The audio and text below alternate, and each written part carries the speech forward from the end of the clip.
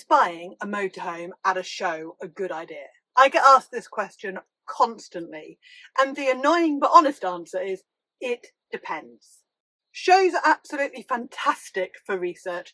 They are the best place to compare layout side by side, but they are also, without a doubt, a very dangerous place to open your wallet if you're not prepared. Don't forget that shows are literally designed to showcase their vehicles, motorhomes, campervans, or RVs, whatever you happen to be looking at, in the best possible light. Literally, the lights, the flooring, the way everything is laid out, it's all very cleverly designed to make everything feel spacious and bright and attractive. And you end up in this situation, which I often hear called show fever, where you go to a show like the NEC show, not expecting to buy anything, and then suddenly you get sucked in and you end up putting a deposit down on a vehicle that you haven't necessarily researched as much as you should have. So we're going to talk through some of the biggest mistakes that people make when they go to show and start buying vehicles at these shows, and how you can avoid them. If you're new here, hi, welcome. My name is Kat and I run the channel Wandering Bird, which helps motorhome and campervan owners make the most of their time on the road. And that starts with getting the vehicle right from the outset. Now, we are talking about the second most expensive purchase most people ever make in their lives after their house. The amount of money that goes into motorhomes and campervans is staggering. And yet it is so easy to make an impulse purchase on them, which is absolutely crazy, and yet loads of people do it all the time, myself included. So I want to walk through 5 of the biggest mistakes to avoid when you go to the shows. Before I dive in, I want to quickly draw your attention. If you are going to a show, whether it's the NEC show, one of the Warner shows, or any other type of show, or even a dealership, there is a free buying checklist that I want you to download before you go. The dealers all know when I've got Wandering Bird customers in, because they've got their little checklist of what to look for when you're looking around, and then also when you actually go to buy and purchase, questions to ask and things to know. So I will leave the link for that in the show notes. Please make sure you download that before you go shopping, or certainly to a show, so that you can remember what it is that you need to be aware of. So mistake number 1 is the show price illusion, or as I like to call it, what you see is not what you get. So often you go around the shows, or the big hall, or the outdoor show, wherever you happen to be, and you see the vehicles, you go in the vehicles, you sit and lie on the bed and do all this great stuff, and it says a price on the outside. Now, often it's a from price or a base price or anything like that, but the vehicle that you are standing, sitting and lying in is not the same spec as the base vehicle. I've even seen, although admittedly not for a while, so I don't know if this has now been legally stopped, but some of the base prices don't even include things like tires. They don't include like basic stuff that you wouldn't even expect to not be included. So the very first thing you need to be asking a salesperson is, what's the difference between this vehicle that you can see right now and this price that you're seeing on the board? How much is that? What actually is included? How much are the optional extras? How much are actually normal things that you're going to want in your vehicle? And get a picture of exactly what the costs are for the vehicle that you are so in love with. So mistake number 2 is the payload trap. If you don't know what payload is, I've done an entire video about it up here, but it's basically the difference between what the vehicle actually weighs whilst it's sitting there in your driveway and the maximum allowed weight that that vehicle is allowed to have on it. So for many motorhomes it's 3.5 tons, although many of them are now going above that, but it's basically the amount of stuff that you can put in it or on it. And this is a trap a lot of people fall into, because a lot of the manufacturers, they're trying to make their motorhomes or campervans stay under 3.5 tons, because people like me can't drive them on our licenses. And obviously as we get older, we're getting to the point of retirement and everything else, and we can't drive these heavier vehicles. So they're trying to make them under 3.5 tons. But there's only so much you can do with a vehicle that is 6.5, 7 meters long, as a complete van and all that kind of stuff, and has to have all the seats and bathroom and bed and everything else in it. So they are very very tight on this payload. And if you then want a vehicle that you can fit a tow bar to, you can fit an awning to, you can fit a bike rack or solar panels or anything else, or if you're going to live in it full time or certainly go for long, like 3-month tours in it, you're going to put a lot of stuff in there. And often you look at the payload and it's like 300 kilograms or 400 kilograms, sometimes even less than that. And if you think, okay, one person, let's be generous and call them 75, 80 kilos, you and your other half, all right, so if we say 75 each, that's 150 kilos before you've even blinked. Then you've got a dog or you've got grandkids, and then you've got all of your stuff without any extra kit on that base chassis at all. And it can mount up so quickly. So please, before you buy a vehicle, understand what the payload is, and then if you are getting any extras fitted when you purchase it, like bike racks and awnings and stuff, find out what the weight of those are, and then you can actually see what the payload is. But like I say, there is a whole video walking you through that payload in a lot more detail if you don't really understand what I'm saying. But make sure you don't fall into that trap, because there's not a lot you can do about that other than paying a lot of money to then upplate the vehicle to a heavier rating. Now, mistake number 3 that is made so commonly at shows is not wanting to be rude when you're checking out a vehicle that you are in love with. And I know how that feels. You know, you get into a vehicle and there's people all over the place and there's people like trying to put their heads in and stuff, and it feels a little bit claustrophobic, and it also, you feel rude if you spend too long in there.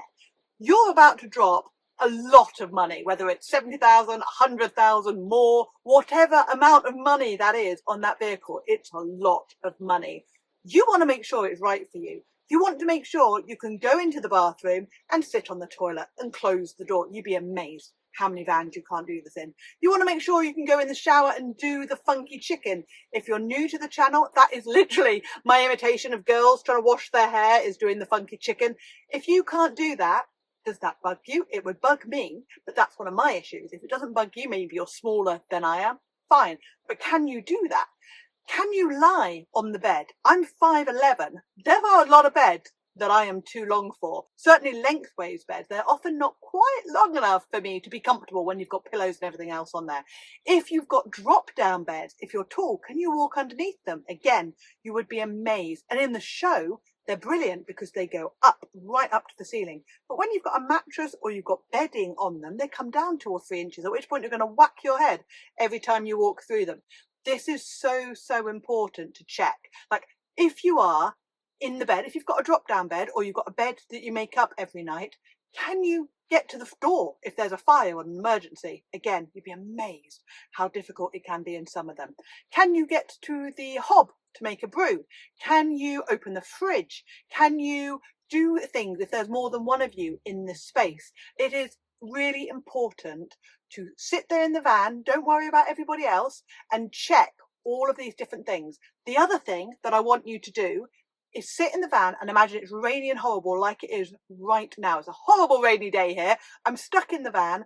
If you're traveling on your own, it's not quite so bad, but if you're going to be sharing the space with other people, are there places to sit and relax? Are there places to watch a movie? Are there places to eat? You know, all of these things. If you're stuck in that vehicle for 2 days and you can't sit outside because the weather's really bad, has that vehicle got enough space for you without you going absolutely stir crazy?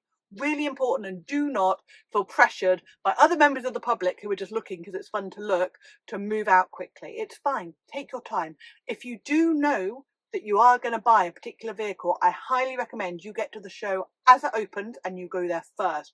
You will get 10, maybe 15 minutes with only a few people in them. And obviously, as the day progresses, it gets busier and busier. And then right at the very end of the day, particularly the last hour of the big shows like the NEC, there's almost nobody going around in this kind of detail. So you'll have a lot more space and a lot more time to actually test things out and make sure that they're right for you. Mistake number 4, and this is a huge one, so please hear me on this. Mistake number 4 is the distance to the dealer trap.